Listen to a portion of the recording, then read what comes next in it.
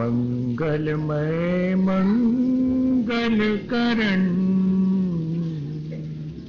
वीतराग विज्ञान नमो ताहि जाते भये अर्हंतादि महा जो विद्यादि सागर सुधी जो विद्यादि सागर सुधी गुरु हैं हितैषी शुद्धात्म में निरत नित्य हितोपदेशी वे पाप ग्रीष्म ऋतु में जल हैं सयानी पूजूं उनके सतत केवल ज्ञान पाने पूजूं उनके सतत केवल ज्ञान पाने। बोले भगवान महावीर स्वामी की, आचार्य कुंद कुंद स्वामी की, आचार्य गुरुवर विद्यासागर मुनि महाराज की।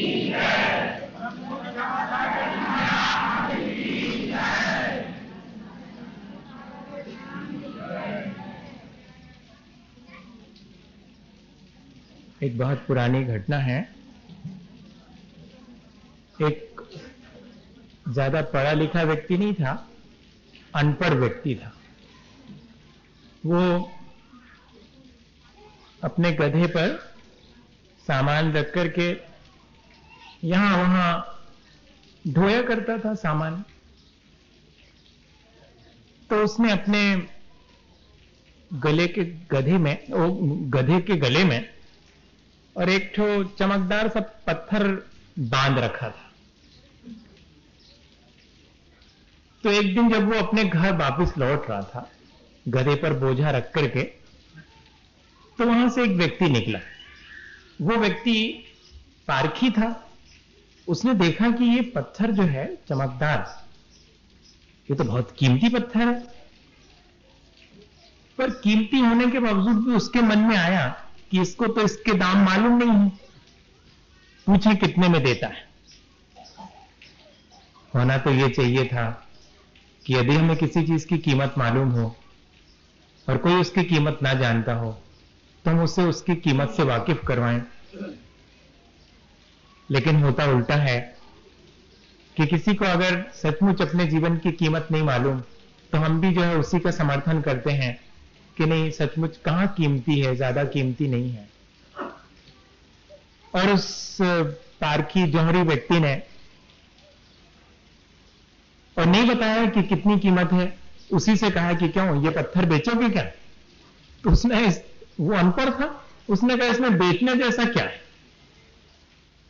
वो तो चमकदार पत्थर है, हमारे गधे के गले में अच्छा लगता है तो हमने बांध रखा है, इसमें बेचने जैसा तो कुछ नहीं। उसने कहा नहीं, अगर तुम बेचो तो मैं ले सकता हूं। उसने कहा बेचूं तो ले लूंगा? उसने कहा ले लूंगा। तो कितने रुपए में लोगे? उसने कहा कितने में क्या, तुम बताओ कितने में दोगे। अब उसने तो इकट्ठे 1 रुपया भी नहीं देखा था, उसने तो 10 पैसे 5 पैसे उस जमाने में। तो उसने बहुत हिम्मत करके कहा कि 1 रुपये दे दोगे क्या? अब उसको क्या मालूम कि 1 रुपये से भी ज्यादा कीमत की है। तो उसने कहा 1 रुपये दे दोगे क्या? तो वो जो पारखी था उसने कहा है तो ये बुद्धू, और आज इतना अच्छा मौका जो है नहीं चूकना चाहिए, अगर 8 आने में मान जाए तो 8 आने में ले लेना चाहिए, देखना मजा। तो उसने कहा सुनो 8 आने में देते हो क्या? उसने कहा क्या 8 आने में देना, रहने दो, अपने को नहीं बेचना। तो उस पारखी ने सोचा कि अभी रास्ते पे आ जाएगा, थोड़ी देर में जब हम चले जाएंगे तो अपने आप बुला करके कहेगा। तो वो चले गया, थोड़ी दूर आगे बढ़ा था, उतने में एक दूसरा व्यक्ति आ गया उसी गधे वाले के पास, और उसने कहा कि ये बेचोगे क्या? वो भी पारखी था, वो भी जौहरी था। उसने कहा बेचोगे? बोले क्या बेचेंगे, वो एक बाबूजी वो जा रहे हैं, वो कह रहे थे कि 8 आने में दे दो। मैंने 1 रुपए का कहा था उनसे। तो बोलता कि 1 रुपए नहीं, मैं तुम्हें 1000 रुपए दे सकता हूं। तो उसने कहा 1000 रुपए? इस पत्थर के? क्यों बाबूजी हमको बुद्धू बना रहे हो? उसने कहा नहीं, हम सचमुच दे सकते हैं। और उसने पॉकेट में से निकाले और 1000 रुपए उसके हाथ में रखे, पत्थर लिया और आगे बढ़ गया। वो जो पहले वाला जो आठाने मांग रहा था, वो भागा भागा आया और उसने उस अनपढ़ से कहा, तुम रहे बुद्धू के बुद्धू, बन गए ना मूर्ख। क्यों, कैसे मूर्ख? अरे लाखों रुपए का हीरा था, 1000 में बेच दिया। अब जो है उस आदमी के हंसने की बारी थी। उसने कहा हम तो अनपढ़ है मालिक, हम तो बुद्धू हैं ही, आप तो थे होशियार। जब उसकी कीमत लाख थी तो हमने 1 रुपये ही मांगो तो उसे अठन्नी कहने लगे। समझ में आ गया? हम लोगों के साथ भी ऐसा ही है। वो तो अनपढ़ की कहानी है, लेकिन हम लोग भी जिन चीजों को बहुत कीमती मानते हैं, क्या हम उन चीजों को आज महत्व दे पाते हैं? क्या हम अपने जीवन को जिस दुर्लभता से आज हमने हासिल किया है, क्या इतना ही दुर्लभ और कीमती मानते हैं? हम जिस तरह जी रहे हैं उससे तो नहीं लगता कि हमने इसको दुर्लभ और कीमती माना होगा। हमारी लाइफ स्टाइल से ही मालूम पड़ जाता। अगर कोई चीज हमने बहुत मेहनत से अर्जित की हो तो हम उसको ऐसे थोड़ी कमाते हैं। यही हम सबके जीवन के साथ भी है। हम लोग हमने जो कुछ भी पाया है उस तरफ नहीं देखते हैं, हम अभावों को अधिक देख रहे हैं। हम अपने सौभाग्य को नहीं देखते हैं, हम अपने दुर्भाग्य को ज्यादा देखते हैं। हम निम्नतम विचारों में संतुष्ट हैं, हम उच्च विचारों की तरफ ध्यान नहीं दे पाते हैं, ना हम उनकी कीमत कर पाते हैं। असल में जैसे कोई कह दे हमसे कि अरे गुस्सा तो कोई छोड़ ही नहीं सकता, वो तो सब करते हैं, तो अपने को कैसा लगता है? हाँ सही तो कह रहे हैं, सभी तो करते हैं। अब सभी करते हैं तो फिर अपने को कर लिया तो क्या दिक्कत? हम बहुत जल्दी इस बात को मान लेंगे कि गुस्सा करना बहुत सहज सी चीज है, लेकिन क्षमा भाव धारण करना कोई ऐसा कहे हमारा स्वभाव है तो हमको सहसा विश्वास नहीं होता। कोई कह दे कि पाप तो बट नेचुरल, बहुत नेचुरल है, सबसे होते रहते हैं, इसमें कौन सी विशेष बात है? और कोई तो हम बहुत जल्दी मान लेंगे कि हाँ बस कुछ ठीक बात है। और कोई कहे कि पाप नहीं करना चाहिए संसार में, इससे पीड़ा मिलती है, तो हमको सहसा विश्वास नहीं होता। मेरे ख्याल से हम सब इसी तरह जो निम्नतम विचार हैं उन पर बहुत जल्दी भरोसा कर लेते हैं और उच्च विचारों को सिर्फ सुन लेते हैं। सचमुच अगर हमने उच्च विचारों पर भरोसा किया होता तो क्या हम अपने जीवन में उनको लाने की कोशिश नहीं करते? जरूर से करते। इससे मालूम पड़ता है जिस चीज की जो व्यक्ति ज्यादा कीमत करता है उसी को ना अपने जीवन में हासिल करता है। तो हमने कषायों को बहुत महत्व दे रखा है, इसीलिए तो हम 24 घंटे कषाय से कोई बचने का प्रयास ही नहीं करते हैं। बल्कि अगर कोई कहता कि आपको बड़ी गुस्सा आती है तो अपन क्या जवाब देते? कौन को नहीं आउट, जो हमसे कह रहे, कहते मैं नहीं आउट का। हम ये नहीं कहेंगे कि आपने बहुत अच्छा कहा, क्या करें हमसे होता नहीं, हम तो बहुत कोशिश करते हैं कि हमको गुस्सा ना आवे, ऐसा हम नहीं कहेंगे। उसको उल्टा जो है इस तरह कह देंगे। मुझे एक बार का अनुभव ऐसा हुआ, क्या हुआ कि सब लोग मिलकर के सामायिक कर रहे हैं। अब सामायिक कर रहे हैं तो एक व्यक्ति जिसको की थोड़ी कमती नींद आई, उसने देखा कि बाजू वाले को नींद ज्यादा आ रही, तो उसने उससे कहा कि आप सामायिक की बात कहा कि आपको तो आज सामायिक में बहुत नींद आई, आपकी सामायिक तो हुई नहीं आज। तो मालूम उसने क्या कहा? ये नहीं माना कि हमें नींद आई, कहता और तुम्हारी भी तो नहीं हुई, तुम तो जो ही देख रहे थे कि हमें नींद आई। अब देखना मजा आप, हम लोग कितनी जल्दी जो है, मेरा कहने का आशय समझिएगा, हम लोग जो जहां कुछ गलत है हम उसे बहुत जल्दी अप्रिशिएट कर लेते हैं। जो जहां श्रेष्ठ है, अच्छा है हमारे या दूसरे के भीतर, हम उसको सहसा स्वीकार नहीं कर पाते हैं। किसी सज्जन पुरुष की कोई बुराई करे तो हम सहसा विश्वास कर लेते हैं, लेकिन और उससे क्या होता है? असल में बात क्या है, आखिर क्यों ऐसा होता है? एक तो हमारे संस्कार वैसे हो गए, जिन चीजों का बहुत गाढ़ा संस्कार होता है उनको हम कहे कहे पर भी नहीं छोड़ पाते, हम चाहे करके भी नहीं छोड़ पाते। ये तो बिल्कुल ठीक है, लेकिन हमारी अपनी सोच भी जो है आज के समय में बहुत बदल गई है। हमारे अपने मापदंड ही बदल गए हैं। उससे होता क्या है असल में, जब हमको कोई श्रेष्ठ विचार को हम स्वीकार करेंगे तो चुनौती बन जाएगी।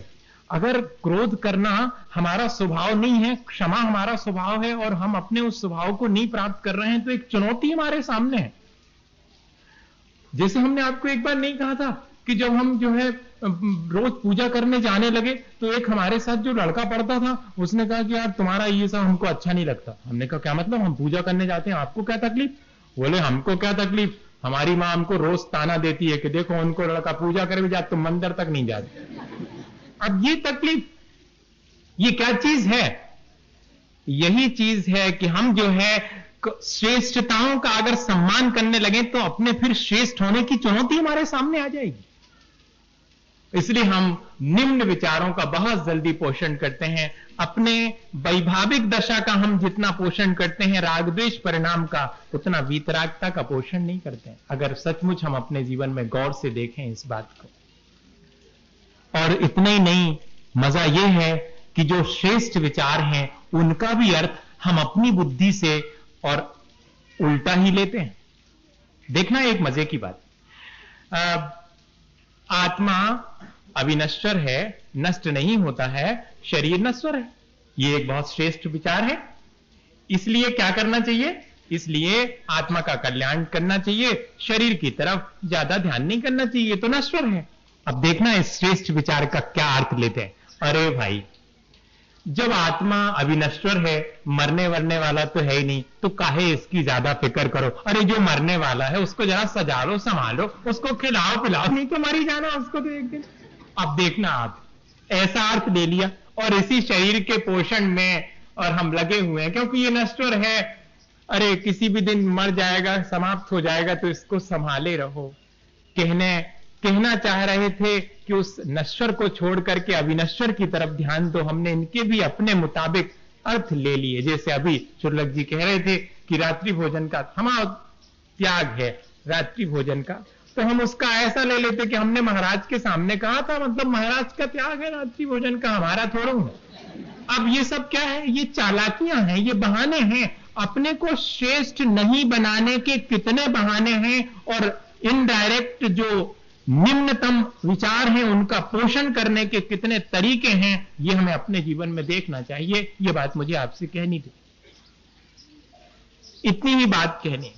हम धीरे धीरे जो निम्नतम विचार हैं उनका पोषण ना करें। अभी देखो, रास्ते से चले जाएं और कहीं कोई गाली गलौच हो रही हो, कहीं कोई किसी को तकलीफ पहुंचा रहा हो हल्ला हो रहा हो, भीड़ जुड़ जाएगी और किसी ने किसी को बचा लिया हो। क्या हुआ?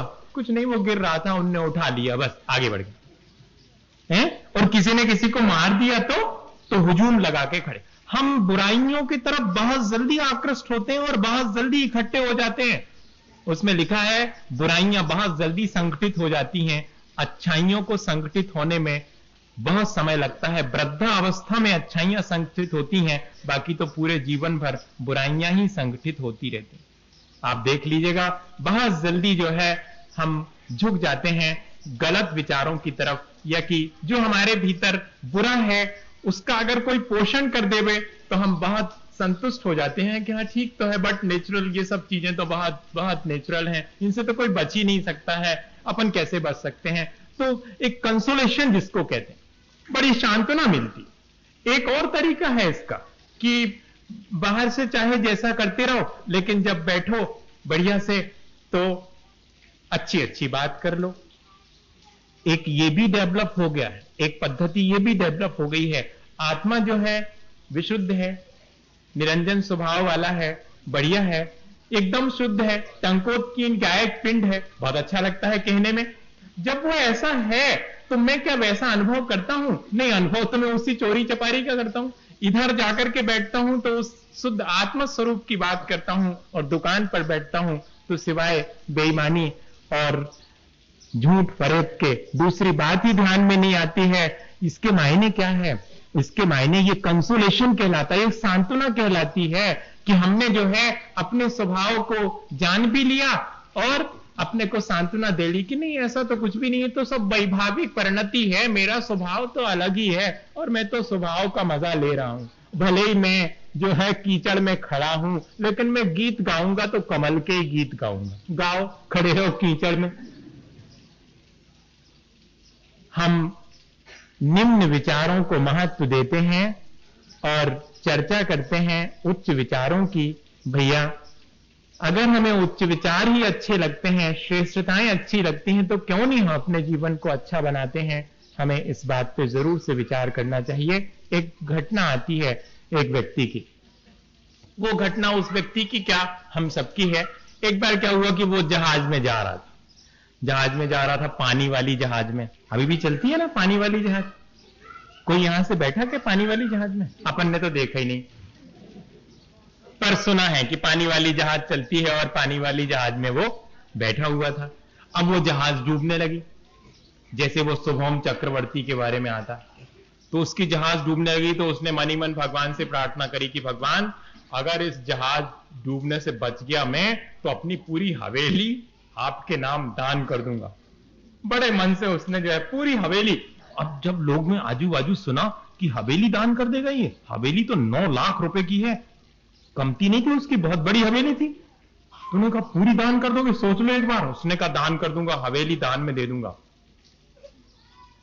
और ऐसा संयोग कि वो जहाज बच गया डूबने से।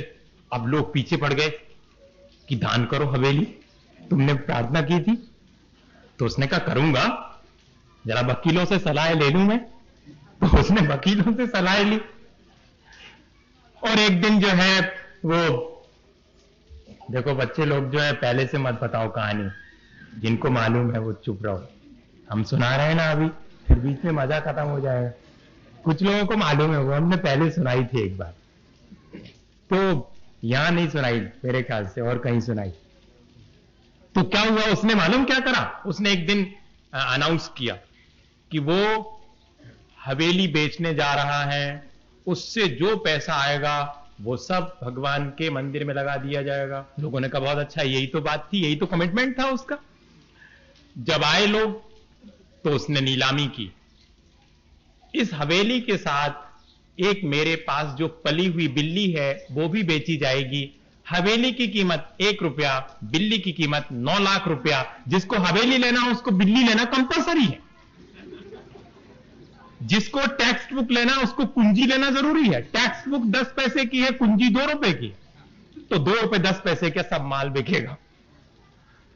देखना आप, 9 लाख 1 रुपए की हवेली बिकी, और 9 लाख कीमत तो बिल्ली की थी, वो इनकी। जितनी हवेली की कीमत है वो सब दान, वो 1 रुपया भगवान को दान।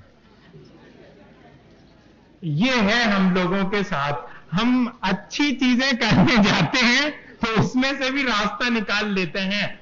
हम हमेशा जो है बुरे कामों का ही समर्थन करते हैं। जब कहीं कोई अच्छा काम होता है उसमें से भी हम इस तरह अपना स्वार्थ सिद्ध कर लेते हैं। भैया, ऐसा अपना स्वभाव अपन ने बना लिया।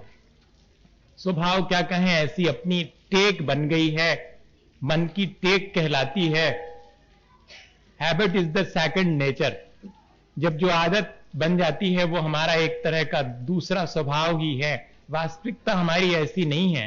राग द्वेष करना और छल कपट और प्रपंच करना ये हमारा स्वभाव नहीं है आत्मा का, लेकिन हमने उसको अपने स्वभाव जैसा बना लिया है। हमें समझना चाहिए कि अगर हम हमारे अपने स्वभाव की तरफ, हम अपनी वास्तविकता की तरफ, हम अपनी अच्छाइयों की तरफ ध्यान दें और उन अच्छाइयों को बढ़ाएं। जहां कहीं कोई बुराई हमारे भीतर है या दूसरे के भीतर है, उसको हम दूर करने की कोशिश करें। इसके साथ एक बड़ा मजा ये भी है कि हम जल्दी से तैयार हो जाएंगे कि दूसरे के भीतर जो बुराइयां हैं उनको दूर कर दें।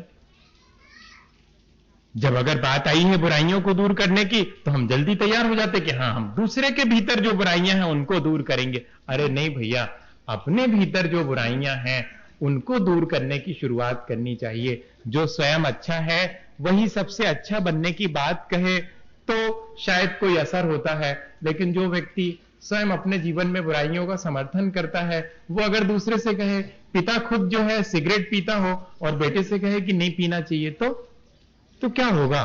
कौन मानेगा? आज यही हुआ है। हम लोग जो है अपने जीवन को अच्छा बनाने के पहले ही और दूसरे के जीवन को अच्छा बनाने के लिए तत्पर हो जाते हैं। नहीं, ऐसा संभव ही नहीं है। जब तक हम अपने जीवन को अच्छा नहीं बनाएंगे, तब तक ना हमारा जीवन अच्छा होगा और ना दूसरे का होगा। हम अपने जीवन को अच्छा बना लें तो कम से कम एक काम तो हो ही गया कि हमारा जीवन तो अच्छा हो ही गया। दूसरा इसको देख करके और अगर फॉलो करे और अच्छा बनाना चाहे तो बना सकता है। बच्चे लोग को हम जो संस्कार दे रहे हैं वो इन दिनों बुराइयों का ही दे रहे हैं। हम जितना छल कपट और जो आज कर रहे हैं वर्तमान में बच्चे उसको फॉलो कर रहे हैं, जितना झूठ हम अपना व्यवहार में ला रहे हैं, जितने झूठे पढ़ रहे हैं वो सब फॉलो कर रहे हैं, बहुत जल्दी फॉलो करते हैं। कटनी वाले पंडित जी एक उदाहरण सुनाया करते थे, बोले देखो बच्चे लोग कितना ध्यान रखते हैं इन सब चीजों का, छोटे छोटे दिखते जरूर हैं लेकिन बहुत बहुत होशियारी से सब बातें देखते हैं। वो क्या हुआ, उन्होंने सुनाया अपने जीवन का संस्मरण कि बोले हम एक दिन जो है सामायिक देने बैठे और बच्चे लोग उसको सामायिक नहीं मानते थे, वो ये मानते थे कि अभी जो है दादाजी भगवान बने हैं, भगवान बनने का अभ्यास कर रहे हैं। तो हम हाथ पे हाथ रख के और आंख बंद करके भगवान जैसे बैठ जाते थे। एक दिन हम ऐसे ही बोले सामायिक कर रहे थे तो बच्चे यहां से वहां धमा चौकड़ी मची हुई थी, जैसे अभी ऊपर मची हुई थी बहुत जोर से, तो ऐसे मची हुई थी। अब उन्होंने तो बहुत बर्दाश्त किया, जैसे तैसे पूरी सामायिक की, फिर बाद में बुलाया इधर आओ। बच्चे आए तो धीरे से कान पकड़ा, क्यों रे कौन कौन उधम कर रहा था? तो जिसका कान पकड़ा था वो तो पकड़ में आ गया, वो तो चुप, दूसरा उधर दूर खड़ा होके ताली बजाता है, दादाजी भगवान बने नहीं सकते, दादाजी भगवान बने नहीं सकते। अब ये और एक नई बात शुरू हो गई, इधर इनको डांटा जा रहा है, उधर वो जो है मजा ले रहा है, दादाजी भगवान बन ही नहीं सकते। अच्छा तू इधर आ, दोनों को पुरस्कार देंगे, इनाम देंगे, बैठो तो अच्छी बात बताते हैं। पर ये तो बताओ तुम ऐसा क्यों कह रहे थे? बोले इसलिए कह रहे थे कि दादाजी आप जो है भगवान बनने का अभ्यास कर रहे थे कि हमारी धमा चौकड़ी देख रहे थे, इसलिए आप भगवान नहीं बन सकते। ये क्या चीज है? ये हम हमारे अपने व्यवहार से जो मैसेज कन्वे करते हैं वो शायद वाणी से हमारा मैसेज नहीं होता, हमारा जो हम कहना चाहते हैं। हम जितना जो है अपने व्यवहार में अच्छाइयों को लाकर और सबके जीवन में उसको आचरण में लाने के लिए प्रयत्न कर सकते हैं, उतना हम कहने पर नहीं कर सकते। हम अपने बच्चों से कितना भी अच्छे बनने का कहें और हम अच्छे ना बने तो कोई नहीं मानेगा। मेरे कहने का आशय यह है कि जब जब भी ऐसा लगे कि मुझे बुराइयां दूर करनी है तो शुरुआत अपने से करिएगा, अपने अपनी बुराइयां दूर करिए। देखें दूसरा व्यक्ति भी जो है देख करके ऐसा इंप्रेशन तो पड़ता ही है कि देखो भैया पहले इनको कितनी गुस्सा आती लेकिन अब तो जो है बड़े शांत परिणाम है। अब फिर व्यक्ति को भी लगने लगता है कि नहीं अपन को भी जो है जब इन्होंने इतना जीवन में परिवर्तन कर लिया तो अपने को भी करना चाहिए। कितने जल्दी जो है हम अपने आचरण से दूसरे को अच्छा संदेश दे सकते हैं अपने जीवन को अच्छा बना करके।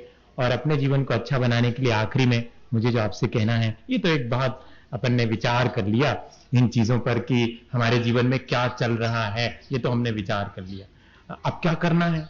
इतना अकेले विचार करने से तो कुछ नहीं होगा कि हाँ ठीक है हमने मान लिया भैया कि हम जो है बुराइयों का या निम्न विचारों का पोषण करते हैं, अहंकार का पोषण कर लेते हैं, अच्छे विचारों को हम सम्मान नहीं दे पाते हैं, ये हमने समझ लिया। क्या करें अब? तो 3 बातें जरूर करें। उसमें लिखा कि जो व्यक्ति अपने जीवन को अच्छा बनाना चाहता है वो सबसे पहले ईश वंदना करे। ईश्वर की आराधना, भगवान की आराधना अपने जीवन को अच्छा बनाने के लिए नंबर पहले अनिवार्य। दूसरे नंबर ज्ञान की आराधना। ईश्वर की आराधना एक तरह से श्रद्धा और भक्ति है, तो ज्ञान की आराधना ये हमारे ज्ञान को समीचीन बनाने के लिए, इसके लिए क्या आवश्यक है? स्वाध्याय। आज के समय में सामूहिक पूजन की परंपरा यहां तो देखने में आती है, यहां के लोगों का सौभाग्य है कि उन्होंने उसको मेंटेन कर रखा है। शुक्रवार को बच्चे लोग करते हैं, इतवार को बड़े लोग करते हैं। सब दूर क्या ऐसा नहीं हो सकता? सामूहिक पूजन, या कि नहीं करते सामूहिक तो इंडिविजुअल करें, लेकिन अब पूजन की परंपरा खत्म है। अब तो हाथ जोड़ लेते हैं और द्रव्य कौन चढ़ाए, हाथ जोड़े अपने, चाय जैसे कपड़ा पहने, पढ़ ली अपनी। तो पूजा पढ़ने का नाम भाव पूजा नहीं है। क्या आपने किताब में से बात चली से भाव पूजा हो गई? नहीं, पूजा में द्रव्य के माध्यम से जो हम त्याग कर रहे हैं और भाव लगा रहे हैं, वास्तव में पूजा वो है। द्रव्य का त्याग करना और भावों को एकाग्र करना, ये पूजा है। ये ईश वंदना कहलाती है। ज्ञान, ये जो है ईश्वर की आराधना है, ये हमारे जीवन से कम होती चली जा रही। इन क्षणों में हम कितने निर्मल और पवित्र हो सकते हैं, कितने हमारे भीतर अच्छाइयों के संस्कार आ सकते हैं। कम से कम उतने 1 घंटे के लिए हमारा बुराइयों से संपर्क तो टूट गया। 1 घंटे के लिए मेरे मन में अगर गुस्सा भी आएगी तो करूंगा नहीं, वो संस्कार अब ढीला पड़ जाएगा। 5 मिनट के बाद उतनी इंटेंसिटी से गुस्सा नहीं आ सकती जितनी 5 मिनट पहले आ रही थी। बुराइयों की तासीर है कि वो क्षण भर को आती है, नष्ट हो जाती है अगर आप सावधान हैं तो। हम इस तरह से घंटे भर भगवान की पूजा, आराधना और भक्ति अगर अपने जीवन में करें तो कोई वजह नहीं है कि हमारे जीवन में अच्छाइयां धीरे धीरे संचित होंगी और बुराइयां वॉश आउट होती चली जाएंगी। और दूसरी चीज, स्वाध्याय 4 शब्द जो है जरूर से जो हमारे कल्याण के लिए हम पर उपकार करके, और आचार्य भगवंतों ने, भगवान ने की वाणी को हमारे सामने रख दिया है कि हमारे पास इतना वक्त नहीं है दिन भर में कि एक पन्ना हम उसमें से पढ़ें अपने आत्म कल्याण का। मैंने कब कहा कि आप 24 घंटे पढ़ो? क्या 5 मिनट 10 मिनट भी, क्या पता कौन सी बात किसके जीवन में लग जाए। गढ़ा कोटा का एक उदाहरण है, लोग बैठे होंगे तो वो कंफर्म कर देंगे। मैं इसलिए नाम बोल देता हूं कि किसी को ऐसा ना लगे कि पता नहीं कहां की दून की सुना रहे। ऐसा लगने लगता मुझे अपने आप ही, पता नहीं आपको लगता कि नहीं लगता। तो मैं कंफर्म करने के लिए, वो क्या हुआ कि हम छोटी छोटी सी किताब दे देते थे उस समय बच्चों को। अब तो नहीं हमारे पास छोटी किताब, देखो भाई, नहीं तो बाद में आकर के कहो कि आप देते थे। अभी नहीं हमारे पास छोटी वाली। तो वो विद्यानंद जी महाराज के कुछ वचनामृत जैसे निकले थे, छोटी सी पुस्तक थी, वो रखी रहती थी, बच्चे लोग ले जाते थे, पढ़ के वापस दे जाते थे। एक बड़े व्यक्ति कहने लगे, महाराज हमको भी कोई किताब दे दो, पढ़ के वापस दे देंगे आपको। हमने कहा ले लो। तो हम उनके लिए कोई बड़ी सी किताब ढूंढने लगे अपनी किताबों में कि ये आप, वो कहने लगे ये तो रखी छोटी वाली, ये दे दो। हमने कहा ये छोटी वाली तो बच्चों की है, आप तो बड़े हो गए। उन्होंने कहा नहीं अभी हम भी ज्यादा नहीं पढ़े, आप तो ये दे दो। दे दी उनको, ले गए वो, और ले गए। 8-10 दिन तक नहीं आए जनाब। वो किताब तो थी घंटे भर पढ़ने की, वो 8-10 दिन तक नहीं आए। हमने कहा गई किताब। अब कोई बात नहीं, वो किताब चली गई, इनको तो आ जाना चाहिए था। नहीं आए वो, 8-10 दिन के बाद आए और धीरे से किताब रख दी। हमने कहा आपने पढ़ी? बोले हाँ महाराज पढ़ी। कैसी लगी? बहुत अच्छी महाराज, मेरा तो पूरा जीवन ही बदल गया। मैंने कहा क्यों, ऐसा क्या उसमें लिखा है? अच्छा, किताब देने का एक फायदा और है, अपन अपनी बिना पढ़ी किताब भी दूसरे को दे दो, और जब वो लौटाएगा वापस तो अपन उससे पूछ लो धीरे से क्या क्या अच्छा लगा इसमें, वो सब बता देगा। अपन को फोकट में बिना पढ़े मालूम पड़ जाएगा। बहुत मजे की चीज है। मैं एक बहुत टेक्निक बता रहा हूं आपको। किसी को भी दे दी, अपन ने पढ़ी नहीं, क्या भी दिया था कोई, हमने पढ़ी नहीं अभी, आप पढ़ के देख लो अच्छी लगे तो। और जब वो वापस ले आया तो उससे पूछो कौन कौन चीज अच्छी लगी, 2-4-5 अच्छी अच्छी चीजें बताएगा वो, आपको ऐसे ही मालूम पड़ जाए। मैंने उनसे पूछा कि क्या अच्छा लगा? बोले महाराज एक ही वाक्य इसका मेरे जीवन को परिवर्तित कर गया। उसमें लिखा था, जिसने आज तक उगते सूरज को नहीं देखा उसके जीवन में सूरज कभी नहीं उगता। बहुत बड़ी बात हो गई। जिसने आज तक उगता सूरज नहीं देखा उसके जीवन में तो सूरज कभी उगा ही नहीं, ना उगेगा, उसके जीवन में कभी रोशनी होगी नहीं। उन्होंने इसको दूसरे अर्थ में ले लिया। वो स्वयं सोकर के 8 बजे उठते थे, उन्होंने कभी अपने जीवन में उगता सूरज ही नहीं देखा। उनको लगा कि सचमुच मेरे जीवन के 55 साल गुजर गए, मैंने उगता सूरज नहीं देखा तो मेरे जीवन में कैसे रोशनी आएगी। और उस दिन के बाद उन्होंने काहे का नियम ले लिया कि यहीं पर पटेरिया जी पे आकर के हम रोज 6 बजे नहा धो के पूजा करेंगे और उगता सूरज देखेंगे। अब देखिए जीवन बदल गया। इतनी छोटी सी बात, मतलब स्वाध्याय जो है हमको पहले जो है अपनी आजी मां बोलते, बहू बोलते ना उनको, आजी बहू बोलते। हाँ, तो वो आजी बहू की एक अलमारी हुआ करती थी, उसमें उनकी धर्म की किताबें रहती थी। तो वो हम लोगों को हफ्ते भर 15 दिन में, हमारी अलमारी कौन जमाएगा, हम जमाएंगे, तो 10 पैसे मिलेंगे। 10 पैसे बहुत होते थे उस समय। हाँ, सन ये समझिएगा कि सन 70 की बात है। सन 70 में तो बहुत होते थे। तो 10 पैसे मिलेंगे, उसके लालच में हम अलमारी जमाते थे। अलमारी जमाने में क्या होता है कि अब कोई ना कोई किताब, कवर अच्छा लग रहा है या छोटी है, गुटका, पहले गुटका बहुत चलते थे, धर्म ध्यान का गुटका, तो वो एक बार जो है अलमारी जमाने मिल गया वो छोटा सा। बहू ये हम ले लें क्या? हाँ ले लो। ले लिया, अपनी टेबल पे जाके किताबों के साथ रख लिया। अब कभी कभार पलट के तो देखोगे, प्रभु पतित पावन में अपावन ऐसे याद हो गई थी भैया। उनका उद्देश्य ये था, वो तो बाद को मालूम पड़ा कि वो जो 10 पैसे का लालच है, वो 10 पैसे का लालच इसके लिए नहीं था कि इनको 10 पैसे देके हम अपना काम करवाएं। काम तो वो खुद भी कर सकती थी, लेकिन ये बच्चे इन किताबों में से कोई किताब इनको पसंद आ जाएगी, धर्म की किताबें हैं, ऐसे तो हम कहेंगे कि एक ठो निकाल के धर्म की पढ़ो, तब भाई इतने उतने हो जाए, भाग जाए हैं, और ऐसे इनको पसंद आ जाए तो उसमें से पढ़ लेंगे। कैसा पुराने लोगों का अपने और दूसरे के कल्याण का भाव रहता होगा, मुझे तो बड़ा आश्चर्य होता है। क्या उनका स्वार्थ इसमें रहता होगा, तुम्हारा कल्याण हो, ये उनका स्वार्थ। अरे वाह भैया, ऐसा स्वार्थ तो बहुत अच्छा है। स्वाध्याय की प्रक्रिया आज निरंतर ठप होती चली जाए।